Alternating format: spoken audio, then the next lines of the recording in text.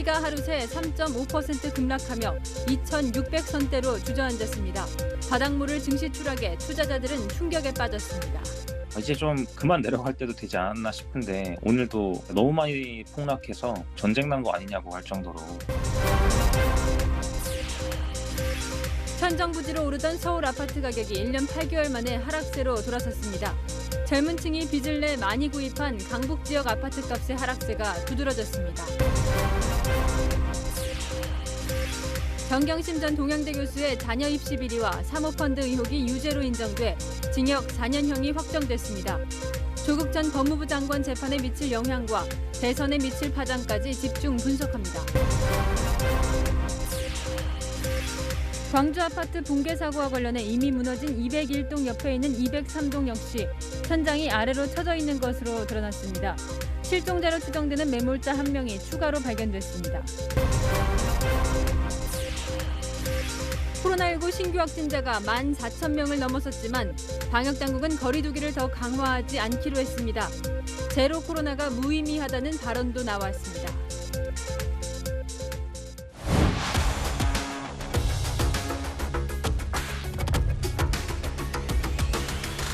뉴스 시작합니다. 저는 동정민입니다. 2022년 새해 시작부터 곳곳에서 한숨과 단식이 들리고 있습니다. 올해 코스피 3,000 턱 밑에서 시작했던 주가가 27일 만에 2,600 초반까지 폭락을 했습니다. 개미들 사이에선 바닥인 줄 알았는데 지하가 있었다, 이런 탄식이 나오는데요.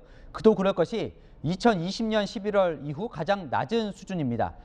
비트코인과 집값도 함께 떨어지고 있어서 전반적으로 자산 가치에 빨간불이 켜졌는데요. 미국을 포함해서 전 세계가 코로나로 풀었던 돈줄을 다시 죄는 분위기입니다. 이 공포라는 말까지 나온 주식 상황부터 김유빈 기자가 전해드립니다.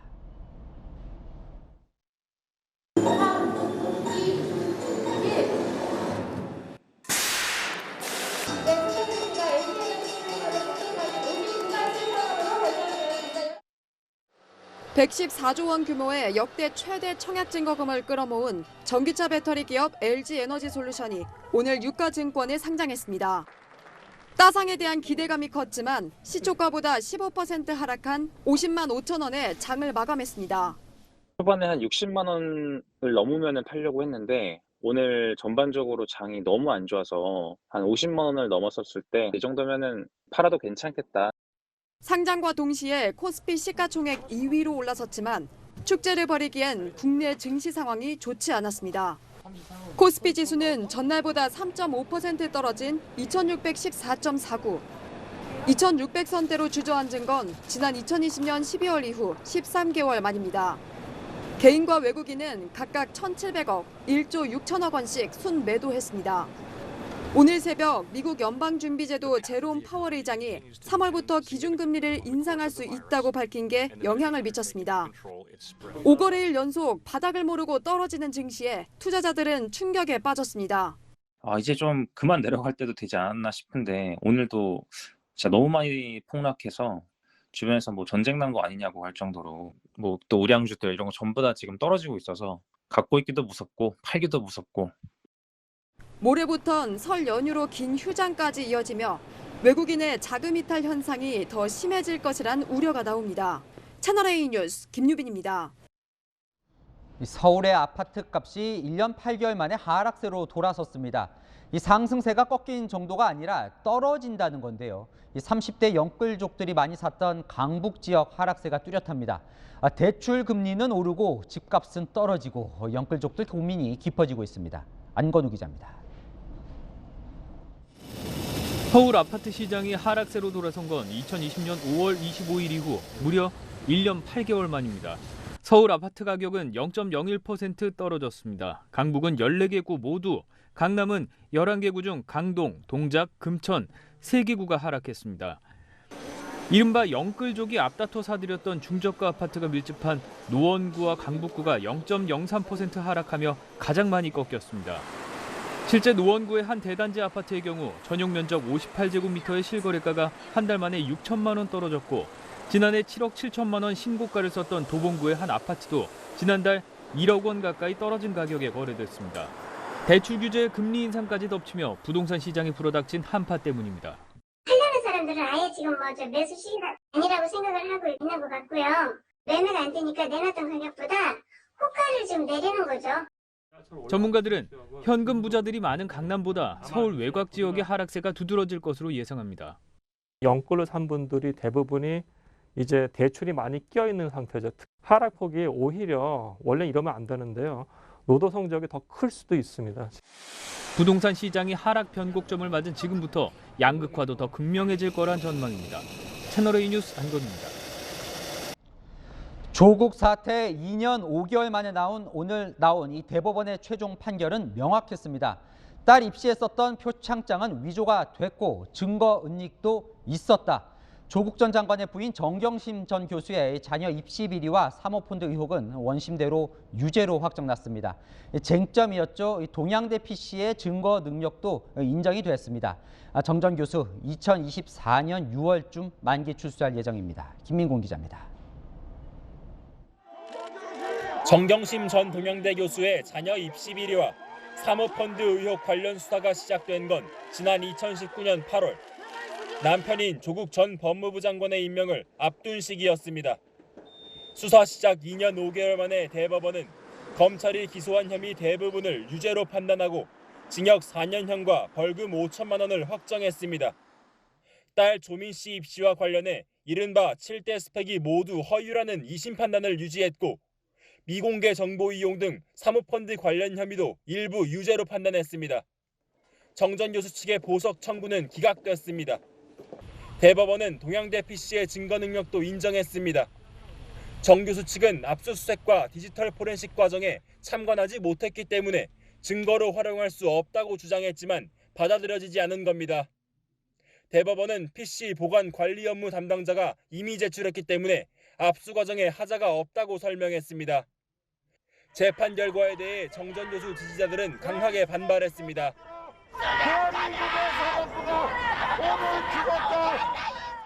정 전 교수의 혐의 중 일부는 조국 전 장관에게도 적용됐기 때문에 조 전 장관의 1심 재판에 불리하게 적용할 걸로 보입니다.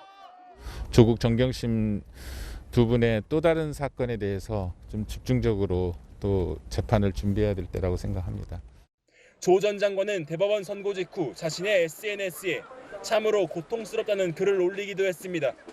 채널A 뉴스 김민곤입니다. 오늘 판결 이후 정치권 반응은 다양했습니다. 이재명 민주당 후보는 침묵했고 조국 전 장관을 옹호해왔던 의원은 사법개혁을 해야 한다며 되레 화를 냈습니다. 국민의힘은 사필 규정이라고 공격하면서 윤석열이 옳았다고 지켜세웠습니다. 최수영 기자입니다.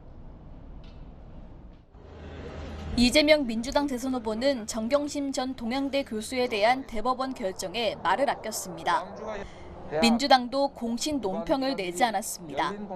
법원의 판결은 전통적으로 정치권이 항상 존중한다는 입장과 자세를 견지해왔죠. 그렇기 때문에 거기서 더 벗어나는 어떤 논평을 하는 것은 적절치 않아 보입니다. 조국 사태를 두고 민주당을 향해 내로남불이란 비판이 쏟아진 것을 의식한 것으로 보입니다. 하지만 친조국 인사들은 사법개혁을 주장하며 강하게 반발했습니다. 김용민 민주당 최고위원은 판결 직후 SNS를 통해 재판은 판사운이 있어야 한다는 말이 사라지는 세상을 만들겠다며 진실과 무관하게 판사 성향에 따라 극과 극을 달리는 판결은 사법개혁의 원동력이 될 것이라고 주장했습니다. 민주당 권리당원 게시판에는 정경심 교수도 못 구하면서 무슨 기득권을 내려놓겠냐, 180석이면 뭐하냐며 민주당에 대한 비판이 쏟아졌습니다. 국민의힘은 윤석열 후보를 추켜 세웠습니다. 물론 사필 규정이긴 합니다만 이 정경심 사건에 대한 대법원 판결을 보면서 역시 검찰총장 윤석열이 옳았다라는 것이 다시 증명되었다고 저는 생각합니다. 그러면서 이재명 후보가 조국 일가 비리 수호에 앞장섰다며 이 후보를 겨냥했습니다. 채널A 뉴스 최수연입니다. 오늘 대법원에서는 또 하나의 의미 있는 종지부를 찍었습니다. 전임 정부가 임명한 산하기관 임원들을 콕 찍어 쫓아냈다는 이른바 환경부 블랙리스트 사건인데요. 문재인 정부가 임명한 장관 중 처음으로 김은경 전 환경부 장관의 실형이 확정됐습니다. 최주영 기자입니다. 산하기관 임원들에게 사표를 강요한 혐의로 지난 2019년 재판에 넘겨진 김은경 전 환경부 장관. 본인이 먼저 낸 거예요. 사표를 내시도록 한 것 같은데요. 대법원은 직권남용 권리행사 방해 혐의를 유죄로 보고 징역 2년을 선고한 2심 판결을 그대로 유지했습니다. 문재인 정부가 임명한 전현직 장관 중 실형이 확정된 건 김 전 장관이 처음입니다. 김 전 장관과 함께 재판에 넘겨진 신미숙 전 청와대 균형인사 비서관은 징역 1년형에 집행유예 3년이 확정됐습니다. 사표를 받은 산하기관 임원 13명 중 4명에 대해 유죄가 인정된 겁니다. 환경부 블랙리스트 사건은 문재인 정부 출범 이후 검찰이 정권 관련 인물을 수사한 첫 사례였습니다. 하지만 신미숙 전 비서관 외에 청와대 윗선에 대한 수사는 진행되지 않았습니다. 당시 수사를 맡았던 서울 동부지검장 등 수사라인은 잇따라 좌천성 인사 발령이 난 뒤 사표를 내고 검찰을 그만뒀습니다. 채널A 뉴스 최주현입니다.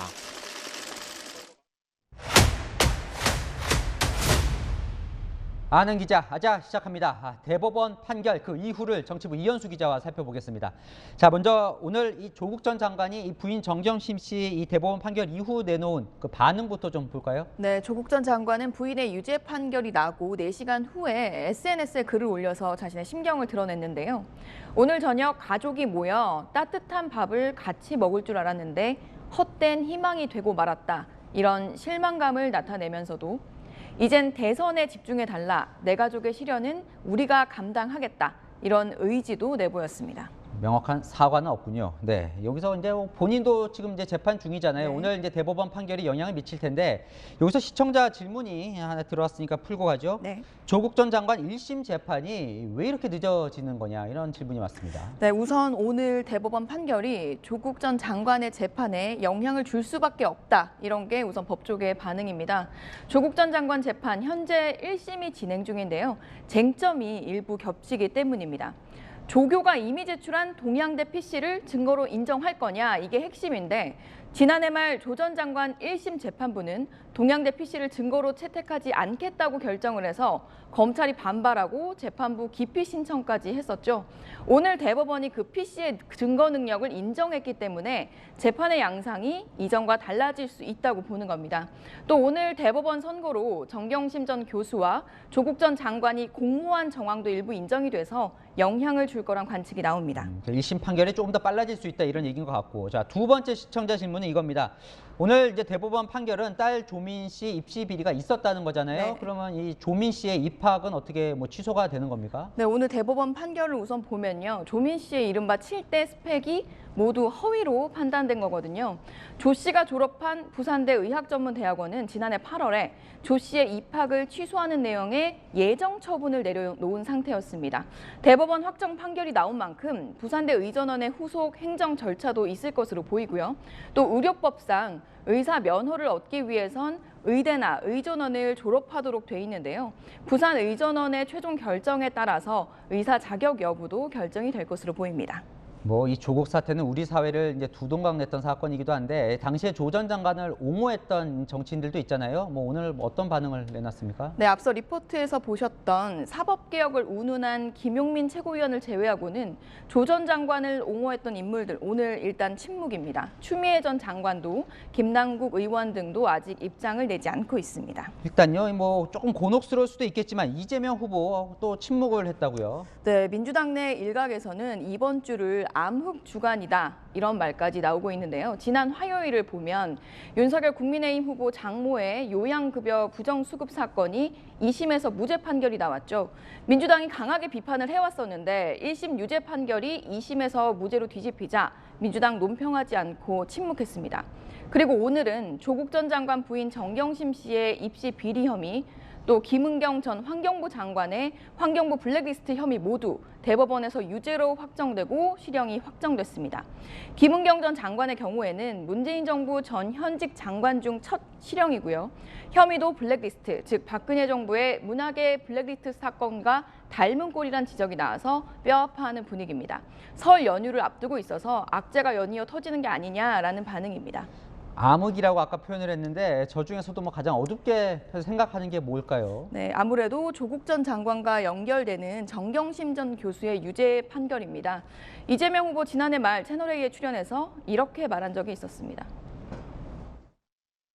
안 걷는 건 아니고 못 걷는 거죠. 저는 건너보려고 하는데 상당히 강폭이 넓은 것 같습니다. 누가 이렇게 잡고 있습니까, 도대체? 잡는 건 아니고 워낙 강폭이 넓은 거죠.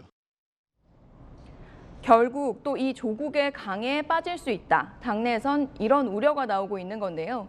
이 후보는 이번 주 월요일 반성하겠다 큰절을 시작으로 측근들의 임명직을 맡지 않겠다는 선언, 그리고 민주당의 종로 무공천, 윤미향 의원 제명, 어제 이재명 후보의 네거티브 중단 선언까지 반성하고 쇄신하는 주간으로 올인을 하고 있는데요. 정경심 씨 유죄의 확정으로 입장이 또다시 곤란해진 겁니다.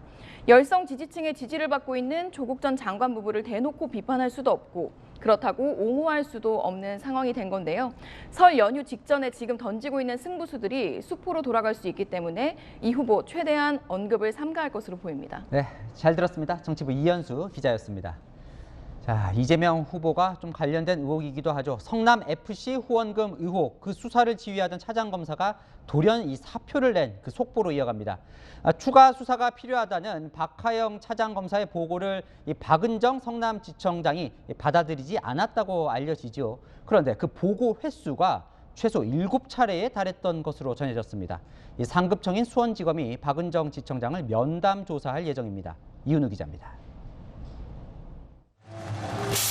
성남FC 후원금 의혹 사건의 핵심은 대기업들이 낸 160억 원이 정상적인 후원금이냐는 겁니다. 수사를 맡은 박하영 성남지청 차장검사의 결론은 계좌 추적을 포함한 추가 수사가 불가피하다는 것이었습니다. 후원금과 관련해 석연찮은 자금 흐름이 포착됐다는 관측이 나옵니다. 박 차장검사가 검찰의 직접 수사나 경찰의 보완 수사가 필요하다는 취지로 최소 7차례 보고를 했는데 박은정 지청장이 모두 받아들이지 않은 걸로 전해졌습니다.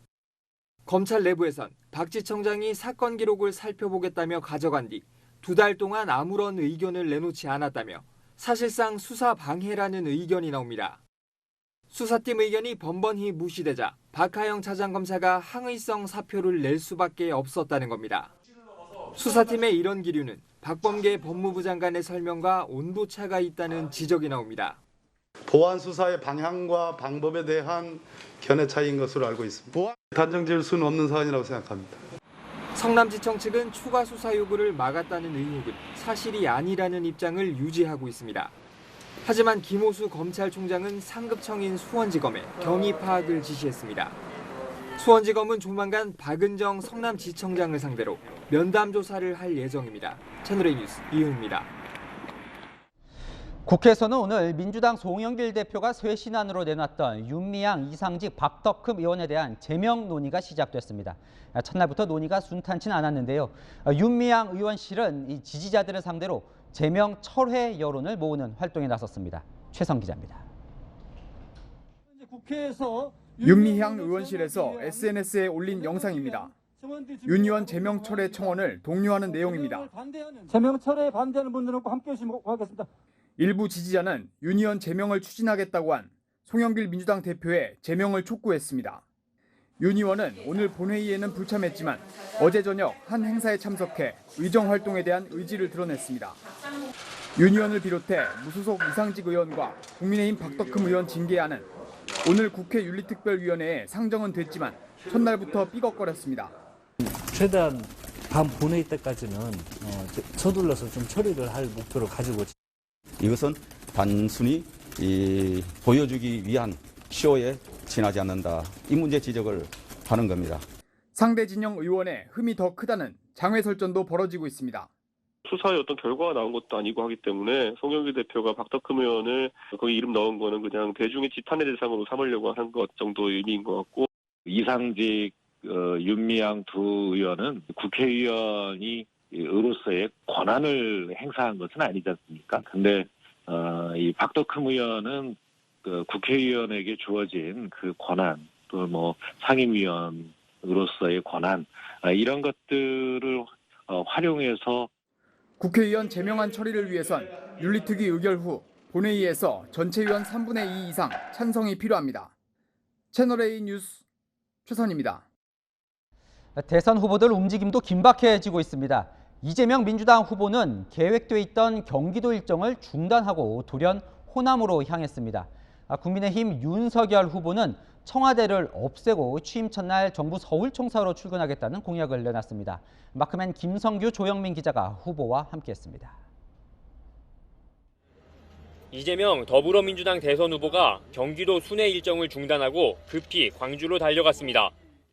광주를 갑자기 일정을 잡은 것은 사실인데 저에 대해서 가장 큰 힘의 원천이라고 할 수 있는 우리 호남의 우리 어르신들, 우리 당원 동지 여러분들 인사드리고 싶어서 온 것입니다. 광주 아파트 붕괴 사고 현장을 찾아서는 재발 방지를 약속했습니다. 살기 위해서 일하다가 죽지 않은 세상, 그런 세상 꼭 만들어야 되겠다는 생각합니다. 돈보다 생명 아니겠습니까? 광주의 전통시장을 방문한 이재명 후보는 보시는 것처럼 수많은 지지자들에게 둘러싸여 걸음도 제대로 못 디딜 지경입니다. 악수도 하고 함께 사진도 찍으며 접촉면을 넓혀가고 있습니다. 이재명 후보는 호남의 도움이 필요하다며 지지를 호소했습니다. 네, 이 지지율 얘기를 하는 게 참 무방하지요. 이쪽에서 불다가 저쪽에서 불다 하는 게 그 여론조사 지지율이 아닌가 싶어서 연연하지 않으려고 정말 노력합니다. 실제 오늘 발표된 여론조사를 보면 이 후보의 호남 지지율은 47%로 50%에 못 미쳤습니다. 이 후보는 광주 군공항 이전과 5.18 민주화 정신 헌법 전문 명시화 등 호남 맞춤형 공약을 쏟아냈습니다. 호남 출신의 이낙연 전 대표와 함께 원팀을 강조하며 공동 유세도 펼쳤습니다. 윤석열 국민의힘 대선 후보는 첫 정치개혁 공약으로 청와대를 없애겠다고 밝혔습니다. 제가 대통령이 되면 기존의 청와대는 사라질 것입니다. 새로운 대통령실은 광화문 정부 서울청사에 구축될 것입니다. 기존의 청와대 부지는 국민께 돌려드릴 것입니다. 취임 첫날부터 청와대가 아닌 정부 서울청사에서 참모진과 분야별 민간합동위원회와 국정 운영을 논의하겠다는 겁니다. 국민과 소통하는 일하는 대통령이 되기 위해서는 제왕적 대통령의 잔재를 철저히 청산해야 합니다. 권위만 내세우는 초법적인 대통령은 이제 없어질 것입니다. 네, 윤석열 후보가 발표한 공약대로라면 지금 청와대가 있는 자리는 역사관이나 시민들을 위한 공원이 되고 대통령의 관저는 청와대 바로 옆에 있는 이곳 국무총리 공관을 사용하게 됩니다. 윤 후보가 설 민심을 겨냥해 호남 유권자 230만 가구에 보낸 자필 편지도 오늘부터 가정에 도착하기 시작했습니다. 유권자 이름 한 명 한 명의 이름을 직접 적은 편지에는 기성 정치인들이 놀랄 만한 정치 혁명을 호남이 만들어달라며 3월 9일 호남의 새로운 선택을 부탁한다는 내용이 담겼습니다. 예비 후보 기간 보낼 수 있는 홍보물의 전량을 호남에 보낸 윤 후보는 설 연휴 직후에도 호남을 방문할 계획입니다. 채널A 뉴스 조영훈입니다. 궁금한 점만 콕 집어 답을 들어보는 왜, 오늘도 정치부 임수정 차장과 함께합니다. 오늘의 왜 주제는 이겁니다. 윤석열 후보는 왜 청와대 해체 공약을 들고 나왔을까요? 네, 세 가지 효과를 추정해 볼 수 있는데요. 먼저 부인 김건희 씨 리스크 해소 차원입니다. 자, 민주당의 공격 포인트 두 가지잖아요. 네. 먼저 김 씨가 그 청와대 들어가면 최순실 씨처럼 국정농단을 할 거다. 네. 또 하나는 이 영빈관을 옮길 것이다라는 김 씨의 발언을 통해서 김 씨의 주술적 이미지를 부각하는 건데요. 이 청와대 해체를 통해서 김 씨가 청와대 입성하는 일은 없을 거다. 이런 메시지를 유권자들한테 줌으로써 네. 논란 자체를 아예 봉쇄하겠다. 이런 의도가 있을 수 있습니다. 그런데 청와대에 안 들어가고 광화문 시대를 열겠다. 이게 이제 문재인 대통령의 공약이었잖아요. 그걸 모르지도 않을 텐데 왜 또 들고 나왔을까요? 네, 바로 그 점입니다. 그 어려운 걸 제가 해냈지 말입니다. 이 드라마 대사 혹시 기억나시는지 모르겠습니다. 네. 네. 문재인 대통령도 이 청와대 집무실 이전 공약으로 내걸었지만 이 경호상의 문제 때문에 결국 없던 일이 됐잖아요. 문 대통령이 못한 일을 윤석열 나는 했다 이런 모습을 보여서 표를 더 끌어오겠다 이런 거죠. 자, 처음에 이제 일석삼조라고 했으니까요. 왜 청와대 해체 공약을 들고 나왔을까? 마지막은 뭘까요? 네, 마지막은 윤석열 후보의 약간 권위주의적인 이미지를 탈피하겠다 이런 건데요. 윤석열 후보 그 전두환 전 대통령을 약간 옹호하는 듯한 발언을 해서 비판을 받기도 했고 네. 또 검찰하면 권위주의적이다 이런 이미지도 있잖아요. 이 권력으로 상징되는 청와대를 국민에게 돌려줌으로써 이 권위주의 프레임에서 좀 벗어나겠다 이런 의도입니다. 근데 왜 이 대선 때만 되면 후보들이 청와대 이전 공약을 들고 나올까요? 네, 쉽게 말하면 내가 사는 이 으리으리한 집을 국민의 쉼터로 내놓겠다 이런 거잖아요. 기득권을 내려놓고 국민만을 생각한다 이런 이미지를 주는데 이렇게 훌륭한 카드가 별로 많지 않습니다. 네. 그러다 보니까 이 대선 때만 되면 거론되고 있는 거죠. 근데 일각에서는요, 이 역대 대통령 보면 이 말로가 다 좋지 않으니까 이 청와대 터가 별로 안 좋은 것 아니냐 뭐 이런 얘기도 하던데 이건 혹시 맞습니까? 풍수질이라는 게 사실 과학적으로 확인하기는 좀 어려운 대목이잖아요. 그런데 2019년 그 문재인 정부에서 청와대 이전을 추진했던 유홍준 전 문화재청장이 네. 이전을 포기하면서 이런 말을 해요. 풍수상의 불길한 점을 생각할 때 옮기긴 옮겨야 된다 이런 말을 옮겨야 한다는 공개적으로 거군요.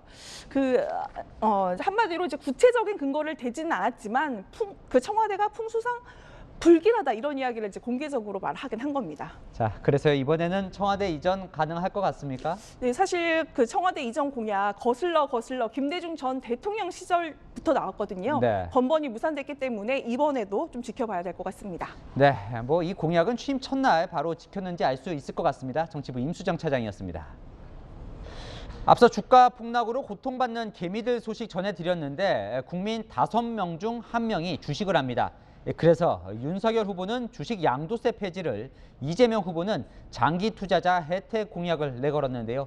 체크맨 이민찬 기자가 주식 관련 공약들을 점검해봤습니다.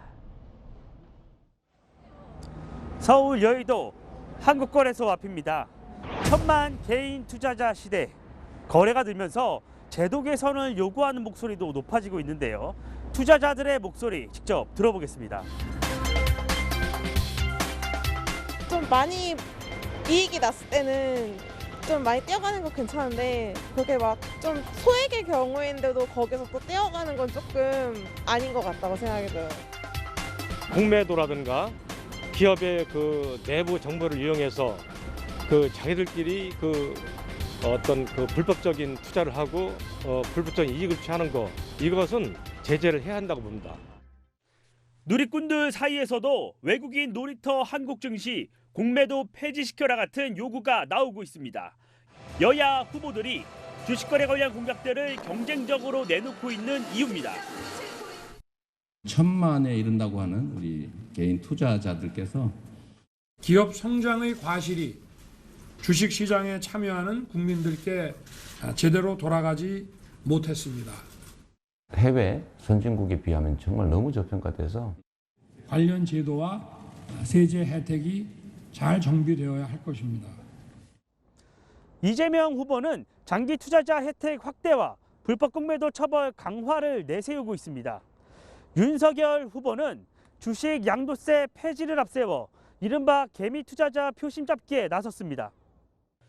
2023년부터 5천만 원을 넘는 주식 매매 차익에 과세하는 20% 세율을 폐지하겠다는 겁니다. 2030 세대 투자자 288만 명과 4050 장년층 투자자 419만 명을 포함한 약 1,000만 명의 개인 투자자들이 혜택을 볼 것으로 기대됩니다.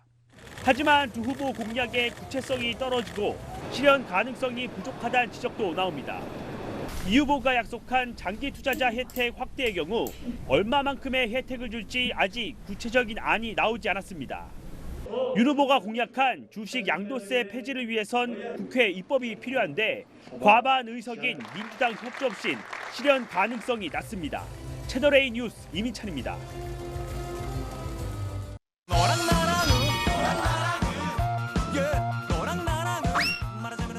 여랑야랑 정치부 김민지 기자 나와 있습니다. 첫 번째 주제 보겠습니다. 자, 이재명 후보가 이렇게 손은 들고 있는데요. 무슨 자제령일까요? 네.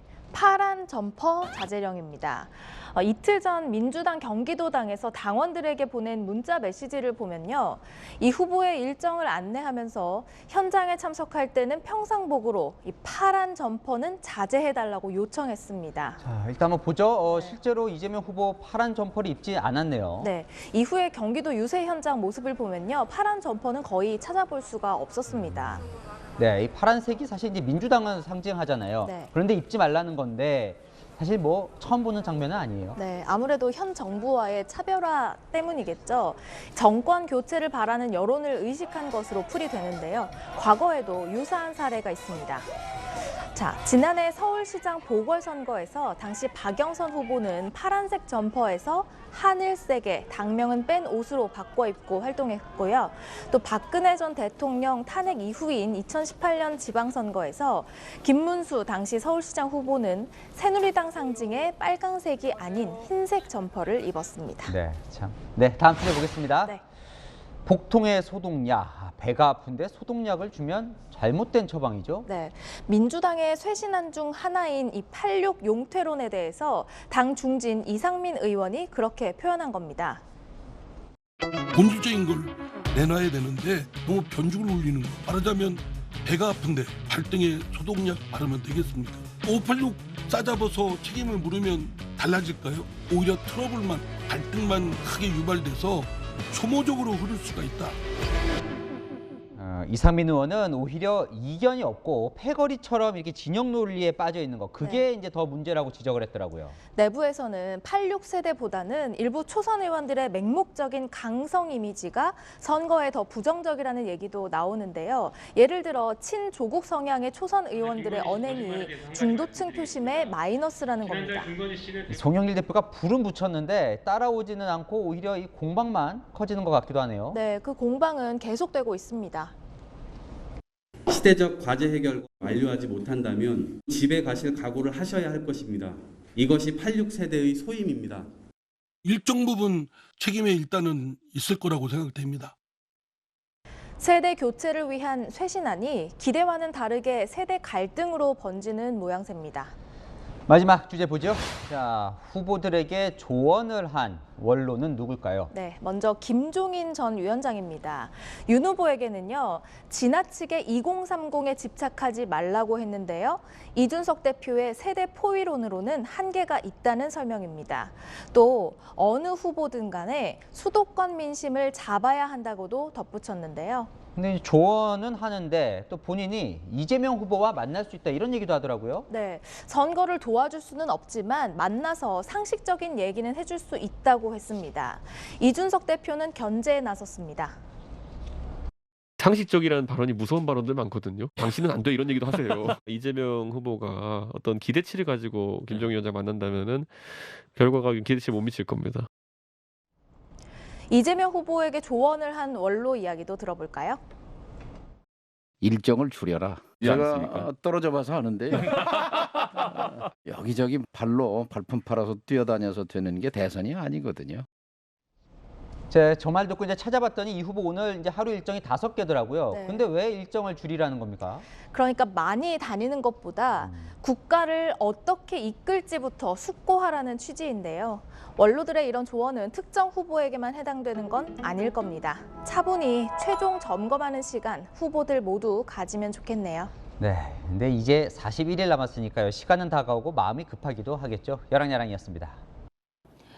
코로나 신규 확진자 수는 14,518명, 확산세가 무섭습니다. 방역당국 안에서도 코로나 확산을 아예 막는 방역은 더 이상 무의미하다는 말까지 나왔습니다. 이 발언에 외국처럼 집단 면역을 모색한다는 논란이 일었습니다. 백승우 기자입니다. 아직까지 겪어보지 못한 오미크론 대유행에 대응하기 위해서는 한 번도 경험해보지 못한 오미크론 여파로 재택치료자는 일주일 만에 2배로 늘어 4만 명을 웃돌았습니다. 문제는 내일부터 시작되는 설 연휴. 이 기간 인구의 절반인 2,877만 명의 대이동이 예상됩니다.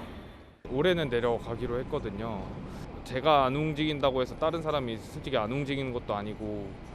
전문가들은 앞으로 5주에서 8주까지는 확진자 증가율이 매우 높게 유지돼 10만 명을 넘길 것으로 전망했습니다. 서울시청 앞 선별진료소에는 설 연휴를 앞두고 검사를 받으러 온 시민들의 줄이 길게 늘어서 있는데요. 특히 젊은 층이나 직장인의 수가 늘어난 게 눈에 띕니다. 감염 규모가 커지고 있지만 현행 6인 9시 제한으로 돼 있는 사회적 거리 두기는 유지될 것으로 보입니다.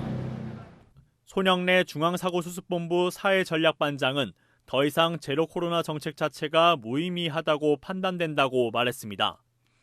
미국이나 영국처럼 집단 면역, 즉 코로나 출구 전략을 모색하는 것 아니냐는 관측이 나옵니다. 하지만 자칫 방역 포기로 비춰질 수 있어 정부 입장에선 부담입니다.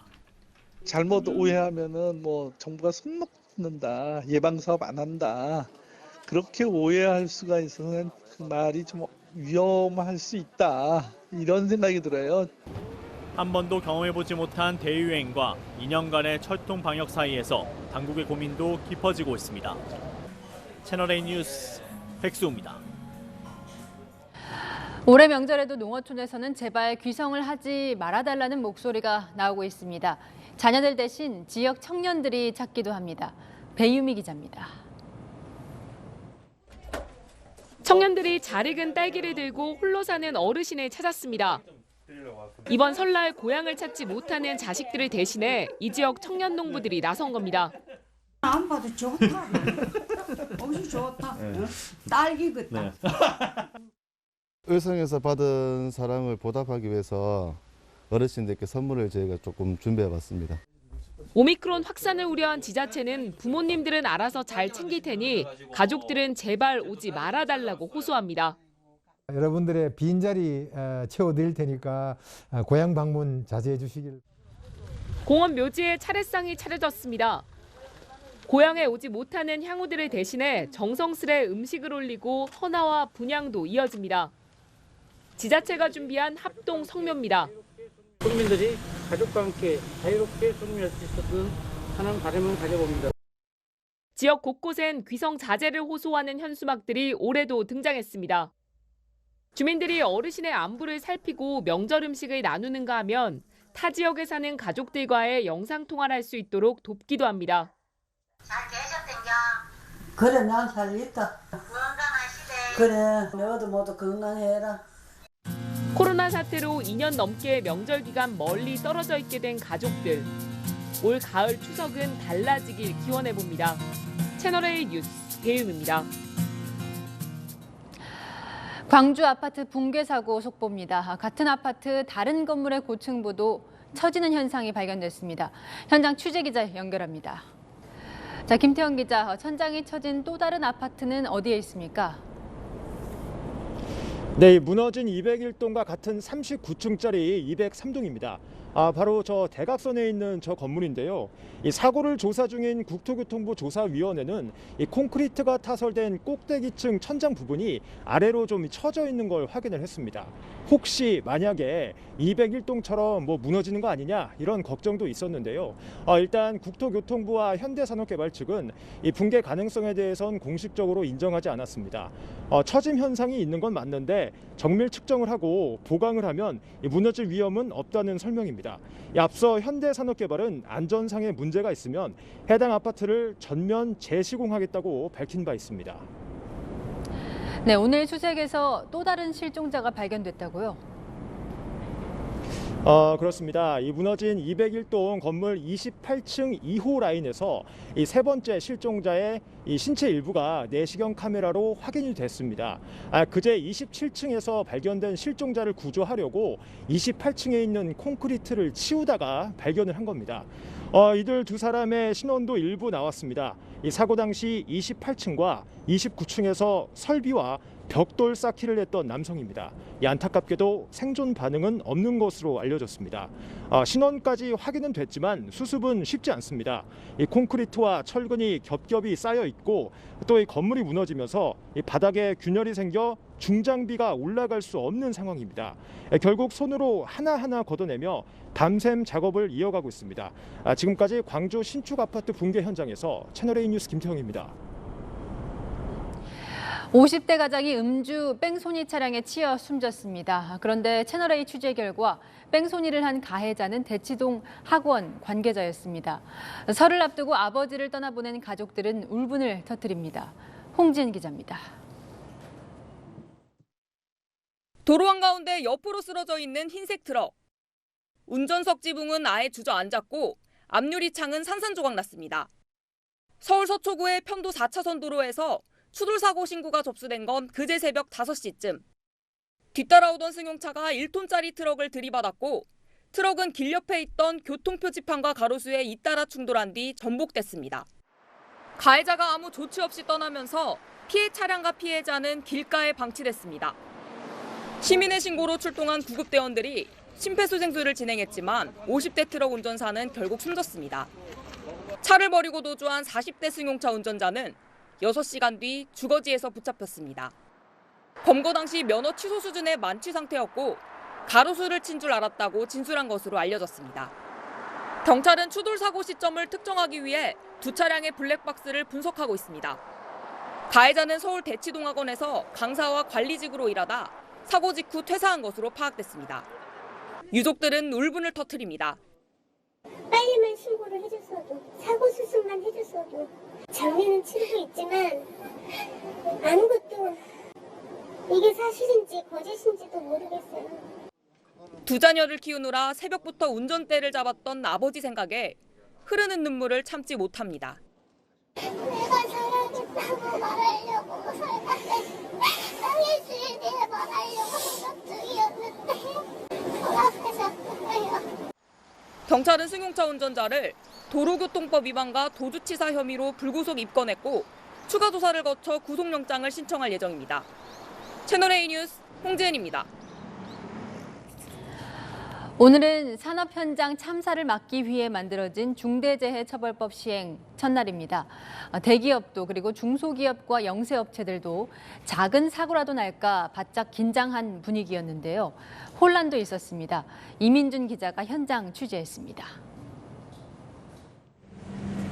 주상복합 아파트 공사 현장에 트럭이 서 있고 현장 노동자는 보이지 않습니다. 1호 처벌을 피하기 위해 대기업이나 중견 건설업체들은 오늘부터 설 연휴까지 공사를 멈춘 겁니다. 여기 인천 남동공단에 있는 기업 수가 7,000개가 넘습니다. 근로자도 11만 명이나 되는데요. 대기업과 다른 영세 중소기업이다 보니 제품 납기를 맞추기 위해서 오늘도 공장을 돌려야 합니다. 30년 넘게 부품 제조 공장을 운영해온 대표는 중대재해법 시행을 앞두고 안전관리자를 뽑으려 했지만 실패했습니다. 준비가 아직 안 된 상태에서 이렇게 시행하다 보니까 그런 염려를 많이 하는 거죠. 일단 안전관리자를 지명을 해야 되는데 다 회피하죠. 나중에 처벌 때문에. 직원 대부분이 외국인 근로자인데 안전교육을 아무리 시켜도 완벽한 소통이 어려워 고민입니다. 집중교육 시키고 학원에 있는데 그게 이제 가장 어려운 점이죠. 자꾸 이제 그런 정부 제재도 계속 가해주고 그러니까 이게 계속 갈 수는 없겠구나. 부산 녹산공단의 한 금속 도금업체는 하루 50톤의 금속을 나르는 지게차 안전사고를 막기 위해 센서를 달고 안전관리자도 3명으로 늘렸지만 여전히 불안합니다. 끊임없이 고민하고 준비하고 있지만 사고가 났을 때 사장의 어떤 책임 그런 부분이 이제 굉장히 크잖아요. 만약에 대표가 그 부재가 됐다고 생각하면 중소기업의 내일은 예측할 수가 없습니다. 처벌 대상이나 기준이 모호해 중대재해처벌법 시행에 대한 혼란은 이어질 전망입니다. 채널A 뉴스 이민준입니다. 외롭게 지내는 독거노인들에게 우유 배달을 하면서 안부를 살피는 배달원들이 있습니다. 문 앞에 안 먹은 우유가 쌓여 있으면 가슴이 덜컥 내려앉는다고 하는데요. 그런데 최근 배달원들이 더 많은 돈을 주는 배달업체 쪽으로 빠져나가는 바람에 어려움을 겪고 있습니다.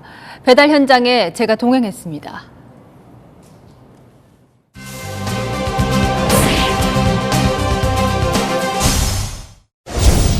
가파른 계단을 오르고 미로 같은 골목을 지나야 나오는 반지하 주택. 우유 가방이 비어있나 먼저 확인합니다. 오늘도 별탈 없으시구나. 우유를 배달하며 독거노인들을 살피는 어르신의 안부를 묻는 우유 배달입니다. 이렇게 우유를 받는 독거노인이 전국에 3,000명이 넘습니다. 우유는 언제부터 배달 받으셨어요? 몇 년 정도 받으셨어요? 작년 근데 이제 다음 주에 설인데 설에는 뭐 하실 거예요? 텔레비나 보죠. 문 앞에 우유가 쌓이면 가슴이 철렁합니다. 그 우유가 쌓인 거 보실 때 마음이 어떠세요? 섬찟하죠. 네, 솔직히 1년에 한 두세 개는 나오죠. 그럼 이제 구청에다 전화하죠. 그런데 최근 우유 배달을 할 사람이 크게 줄었습니다. 더 많은 돈을 주는 배달업체로 옮겨가는 것입니다. 배달 플랫폼 하는 애들이 그 우유 배달, 신문 배달 했다는 사람들은 우대를 해줘. 돈을 더 주더라고. 신문 배달, 우유 배달하는 사람들은 성실함이라는 건 일단은 기본으로 검증이 되는 사람들이잖아요.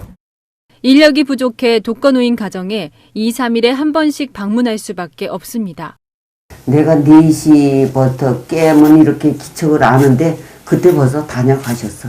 반가운 마음도 드세요? 아, 반갑지요, 그럼.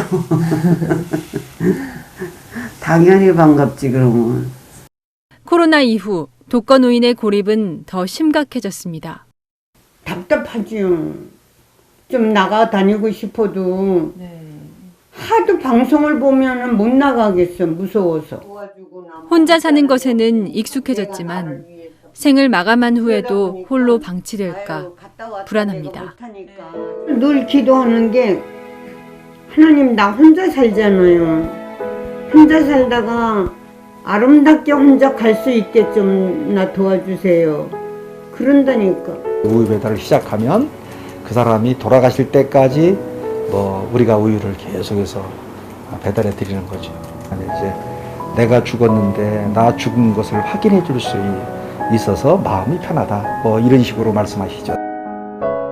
여인선이 간다 였습니다. 이틀 전 순항미사일을 발사한 북한이 오늘 또 미사일을 발사했습니다. 올해 들어 6번째 도발입니다. 미국은 주한 미국 대사에 대북 저승사자로 불리는 강경파를 내정했습니다. 김윤수 기자입니다. 올 들어 6번째 미사일 도발은 오늘 오전 8시부터 5분 간격으로 2차례에 걸쳐 이뤄졌습니다. 단거리 탄도미사일 추적 물체 2발은 함경남도 함흥에서 약 190km를 날아 동해상으로 떨어졌습니다. 핵실험과 대륙간 탄도미사일 발사 중단 등 모라토리엄 철회를 시사한 북한이 무력 시위로 대미 압박을 강화하고 있습니다. 우리 정부는 이번에도 매우 유감스럽다는 입장을 밝혔을 뿐입니다. 앞선 5차례와 마찬가지로 도발이란 표현은 언급하지 않았습니다. 미국은 대북 제재 전문가를 주한 미국 대사에 내정하며 북한 압박에 나섰습니다. 내정자로 알려진 필립 골드버그 주 콜롬비아 대사는 오바마 행정부에서 대북 제재 이행 조정관을 맡으며 대북 저승사자라 불렸던 베테랑 외교관입니다. 북한이 연속적으로 도발하고 있는 상황에서 제재 문제가 중점적으로 다뤄질 것이기 때문에 이 문제를 잘 아는 직업 외교관을 선정했다. 일각에서는 우리 정부에도 대북 제재의 원칙을 강조하겠다는 미국의 신호라는 해석이 나옵니다. 채널A 뉴스 김윤수입니다. 국내 경매 사상 처음으로 국보가 출품돼 논란이 컸는데요. 우려의 목소리 때문인지 사겠다는 사람이 나타나지 않아서 2점 모두 유찰됐습니다. 정윤철 기자입니다. 간송미술관이 경매에 내놓은 국보입니다. 삼국시대 유물인 불상과 고려시대 불감입니다. 28억 원으로 시작한 불감이 유찰된 데 이어 불상도 경매사가 수차례 시작가를 외치며 응찰을 유도했지만 유찰됐습니다. 32억 원, 32억, 32억 원. 예견된 유찰이었습니다. 사상 첫 국보문화재 경매에 대한 비판적 시선과 높은 금액 때문이었습니다. 간송 전형필이 일제강점기에 사제를 털어 지켜낸 국보가 경매에 나오자 여론은 싸늘했습니다.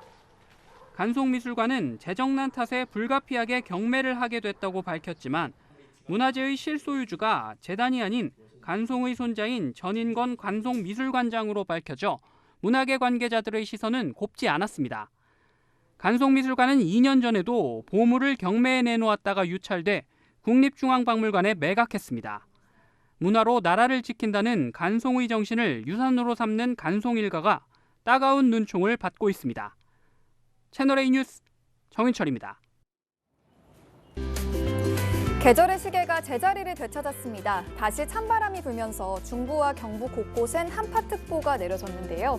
내일은 오늘보다 기온이 더 낮아져 이맘때 겨울만큼 춥겠습니다.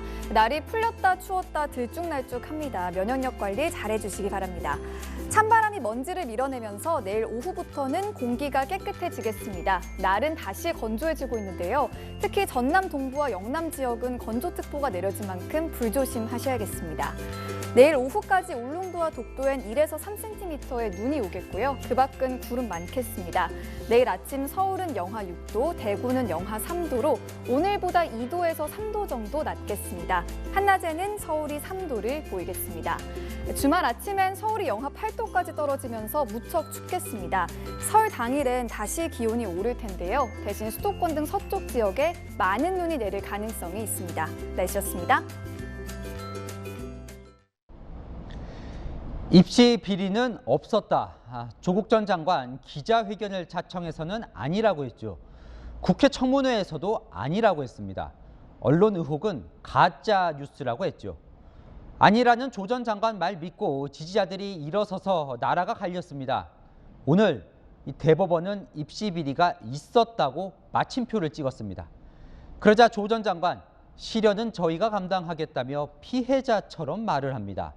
마침표 찍겠습니다. 끝내 사과는 없었다. 뉴스 마칩니다. 감사합니다.